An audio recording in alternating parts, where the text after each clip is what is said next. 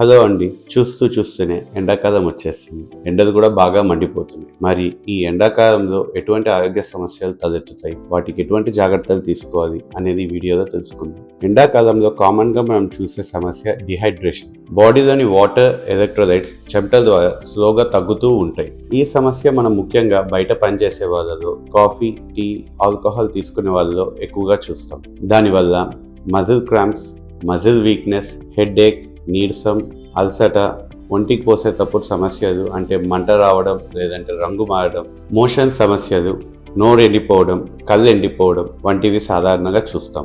అటువంటి సమయంలో మనం వెంటనే తగు జాగ్రత్తలు తీసుకోవాలి. కాదు అని అలాగే ఎండలో పనిచేసినట్టయితే అప్పుడు సిమ్టమ్స్ ఇంకా బ్యాడ్గా అవ్వచ్చు. అంటే బాడీ టెంపరేచర్ 40 డిగ్రీల కంటే ఎక్కువ పెరగచ్చు, కన్ఫ్యూజన్, కళ్ళు తిరిగి కింద పడిపోవడం, ఫిట్స్ వచ్చే ప్రమాదం ఉంటుంది. అటువంటి పరిస్థితుల్లో దగ్గరలో ఉన్న హాస్పిటల్కి వెంటనే తీసుకెళ్లాల్సి ఉంటుంది.